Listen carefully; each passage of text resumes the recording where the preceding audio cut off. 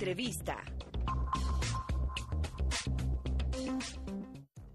6 de la mañana con 59 minutos, después de lo sucedido hace unas semanas, las imágenes que veíamos en el departamento de Pando, pues a través del Ministerio de Salud se ha trasladado ya a las brigadas correspondientes y vamos a ver también cuál es el trabajo que se viene desarrollando. Está con nosotros la ministra de Salud, Ariana Campero. Ministra, buenos días, bienvenida. Buenos días, Gabriela, buenos días, Abya Ayala, ¿no? ¿Cuál es la situación en este momento? ¿Ya bajó el nivel del río? Sí, precisamente el Ministerio de Defensa nos informó que ya el día de ayer ya descendieron las aguas y prácticamente están, o volvió el río al cauce normal, ¿no? Usted estaba en el departamento de Pando. Después de aquello se teme, ¿no? El tema del brote de epidemias o temas así. Sí, claro que sí estuvimos presentes en el departamento de Pando la semana pasada y esta semana está en el departamento de Pando, en el municipio Cobija, el jefe de la unidad de epidemiología del Ministerio de Salud, precisamente para seguir coordinando y hacer un monitoreo y seguimiento de las acciones que se están asumiendo como Ministerio de Salud y como Servicio Departamental de Salud de Pando para garantizar una vigilancia y control epidemiológico adecuados, ¿no? Y en este entendido, pues todas las acciones que asumamos para esto, pues es para evitar cualquier brote, etcétera, ¿no? ¿Ahí se ha trasladado personal?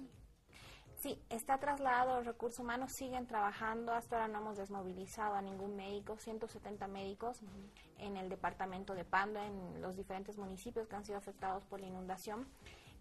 Son 170 compañeros que están haciendo acciones integrales en salud, atención integral, no solo hacen asistencia médica o referencia a los hospitales, sino también hacen acciones de prevención, hacen educación, información y comunicación en salud, ¿no? Que creemos que en estos periodos es una de las acciones más importantes, ¿no? Dentro de la vigilancia epidemiológica y también de la asistencia médica. Prevenir es la mejor forma de hacer salud, ¿no? Sobre todo, ministra, estamos escuchando de casos de la fiebre chikungunya. De repente, la información también es pertinente, cómo se está trabajando, qué es la fiebre, cómo uno detecta, cómo lo diferencia. Escuchaba alguna vez en la calle también del dengue, por ejemplo. Bueno, primero debemos de vivir en un área endémica o de repente haber ido a un área endémica, ¿no? En este caso, ya los casos autóctonos se han dado en el departamento de Santa Cruz, principalmente en el municipio de Santa Cruz de la Sierra, ¿no?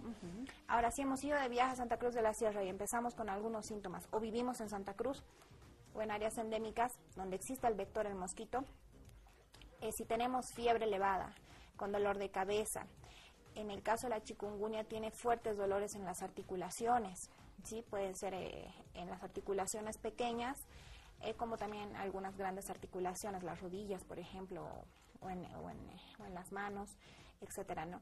Además, una de las características que diferencia también del dengue es que en la chikungunya puede, no siempre hay, tener erupciones en la piel, ¿no? Como un salpullido más o menos.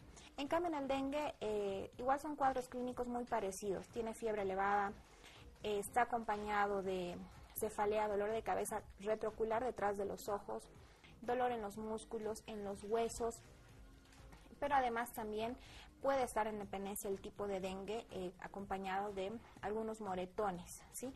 O puntitos rojitos que son las petequias llamadas, ¿no? Entonces, primero, antes de que nosotros nos hagamos un autodiagnóstico, más bien si identificamos estos síntomas, sea cual fuera el síntoma, y vivimos en esta área endémica o hemos ido, la sugerencia es que vayamos inmediatamente al médico, al primer centro de salud más cercano, y que no nos automediquemos, ¿no? Entonces, y además, si estamos en un área endémica en esta temporada, hay que generar nosotros, en nuestras familias, en nuestras comunidades, vigilancia epidemiológica.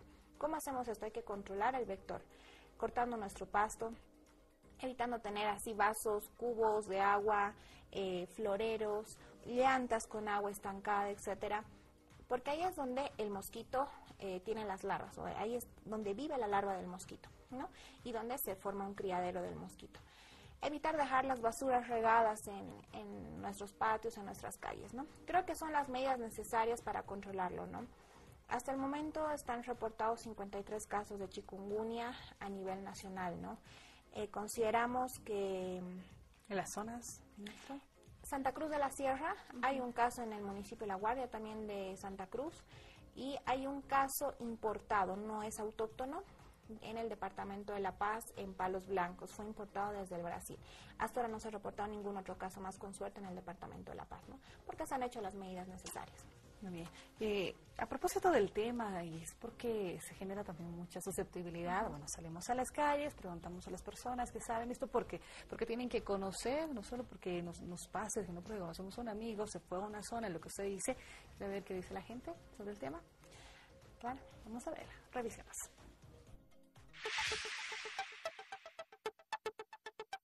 No tengo mucha referencia. Por supuesto que tienen que informar, ¿no? Para que la población no tome sus recaudos y obviamente prevea la expansión de esta enfermedad.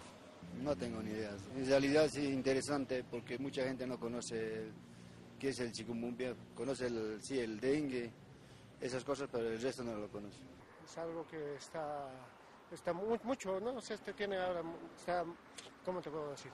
O sea, es algo que no se conoce. Entonces sí o sí tenemos que estar informados sobre eso, claramente, ¿no? Porque como con todo este cambio no sabemos cuándo pueden llegar acá. Algo que es parecido a una enfermedad del Caribe, parecido ¿cómo se llama? Al dengue. Duele el cuerpo, necesita mucha hidratación. Básicamente se trata con los mismos ingredientes que se da a la gripe, estas cosas. Que el Ministerio de Salubridad se preocupe un poco más, mucho más, no un poco más, sino que antes de que pase a mayores esta fiebre, en especial en los lugares cálidos, como ser los Yungas, Cochabamba, Santa Cruz, tienen que prevenir ya desde antemano, antes de que lleguemos a lamentar. Entonces, para eso el ministro de Salud tiene que hacer muchas encuestas ya nomás para que pueda resolver este problema de la epidemia esta que se está presentando, que es nueva para nosotros los bolivianos. Ahí está la información. De repente aclarar algunos aspectos, ministra. Sí, a ver, principalmente la enfermedad se da en los lugares endémicos, es decir, donde existe el vector transmisor del dengue o de la chikungunya, que es el mosquito Aedes aegypti. En el caso de la ciudad de La Paz o el Alto, en las zonas más frías no existe el vector, ¿no? Es por eso que si nosotros, que estamos viviendo aquí en el departamento de La Paz, principalmente en la ciudad, ¿no? O en el Alto, por ejemplo, hemos viajado a un área endémica, Santa Cruz, donde ahora existe el mosquito, o si hemos ido al norte de La Paz, donde existe el mosquito, podemos y tenemos las posibilidades de contraer la chikungunya o el dengue, ¿no? Eso no quiere decir que no viajemos a las zonas, al contrario, hay que más bien extremar medidas higiénico-sanitarias, ¿no? Con las recomendaciones que dimos hace un momento, ¿no? Y evidentemente para la última señora, ¿no?, que nos comentaba, sí se han tomado medidas articuladas y coordinadas con las autoridades departamentales en los lugares donde ya hay chikungunya. Sí, tanto en el departamento de Santa Cruz como en el departamento de La Paz. Se han tomado medidas de control vectorial, como por ejemplo bloqueo de foco. Estamos haciendo fumigaciones para bloquear el foco del mosquito en los lugares donde se ha identificado.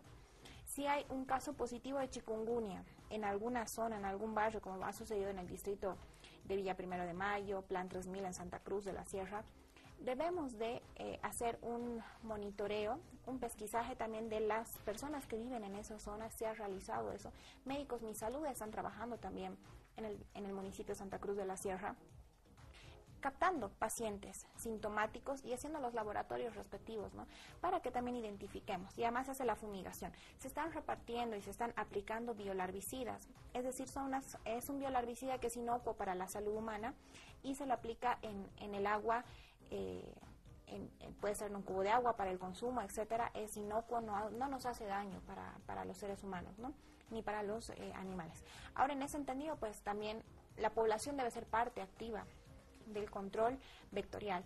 Por eso sugerimos cortar los pastos, no dejar las llantas en los patios de nuestras casas acumuladas con agua, no debemos de dejar basura regada en el piso de las esquinas de nuestro patio. Es ahí donde el mosquito está. Y si existe el vector, existe la posibilidad de que pues sea uno de los mosquitos que tenga la chikungunya o el dengue, ¿no? Muy bien, quedó claro ese tema.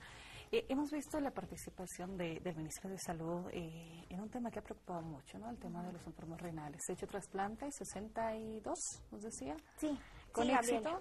Y se viene para esta gestión también. Esta gestión te comento que estamos planificando 80 trasplantes, ¿no?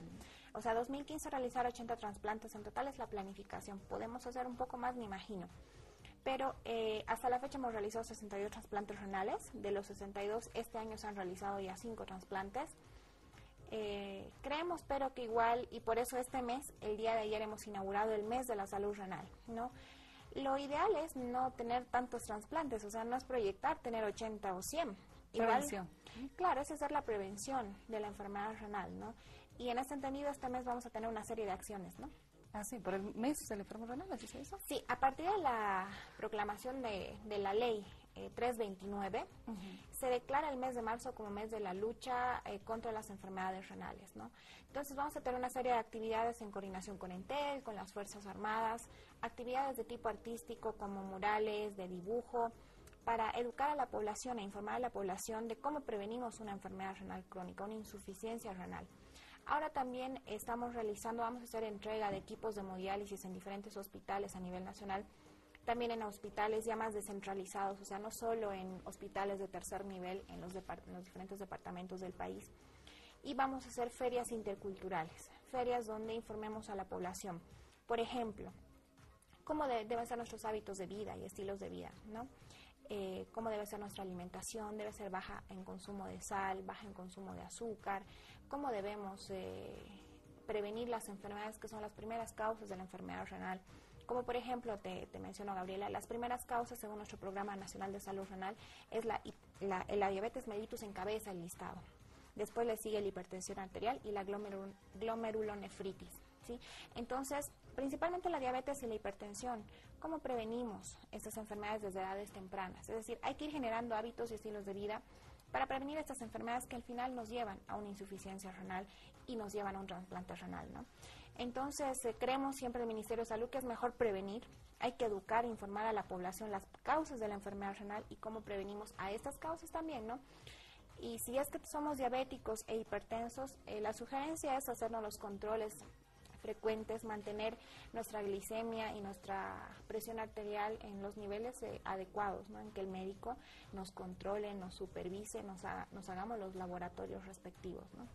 Además, hay que tomar en cuenta esto de la información, ¿no? ¿Dónde las personas buscan mayor información a propósito del tema? Exactamente. Pueden buscar información en el Ministerio de Salud, en el Programa Nacional de Salud Renal. Igual en todos los servicios departamentales de salud existe el programa de salud renal. Ahí también pueden buscar información. Es el derecho de la población a asistir a estos recintos públicos, a esas instituciones públicas, para tener la información adecuada, ¿no? Igual vamos a lanzar una serie de spots publicitarios para ese mes sobre la enfermedad renal, ¿no? Y cómo la prevenimos, ¿no? Cuáles son los hábitos de vida que hay que tener, ¿no? Porque al final creemos que mientras la población tenga mayor conocimiento y sea una actividad permanente el de la promoción de la salud, el de la prevención de enfermedades, es la medida y la garantía de que con el tiempo vayamos cambiando esos hábitos de vida, ¿no? Ese tema de prevención, y para las personas que están pues ya con la enfermedad, se ha visto el tema de, claro que sí, de los trasplantes, ¿no? Sí. ¿Ahí se cubre el total, ministra? Sí, todo.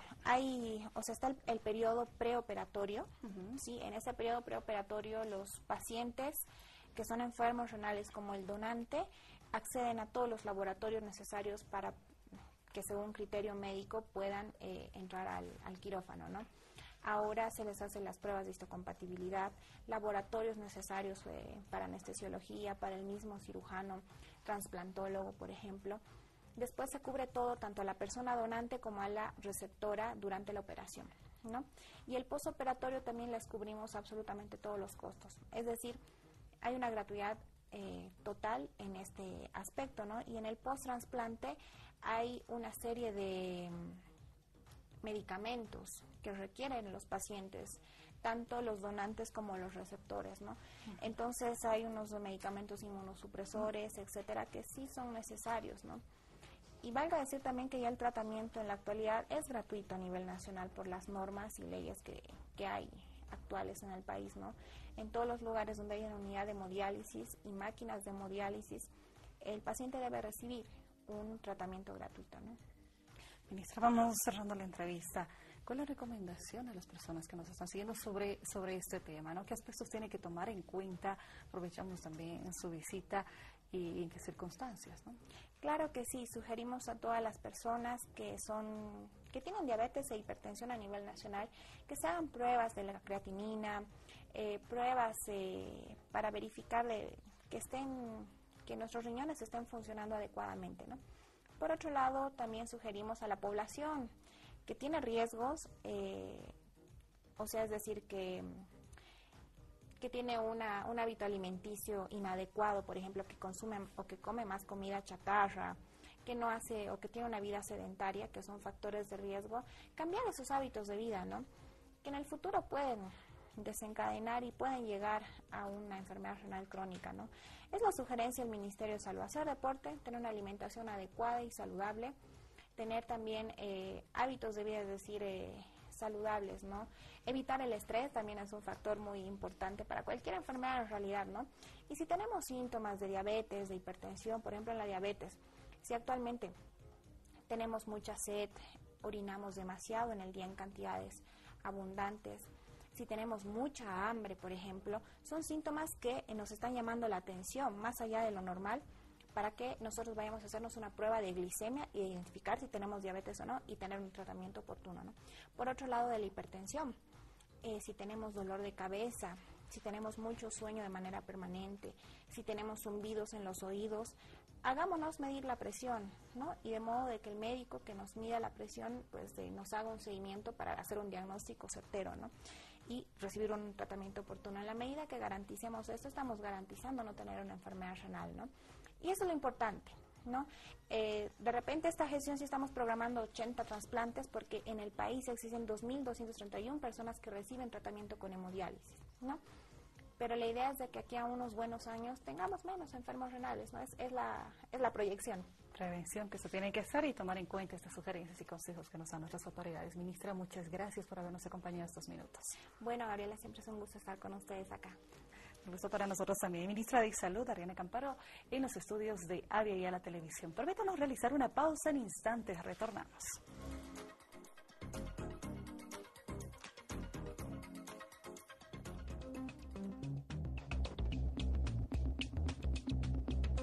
Entrevista.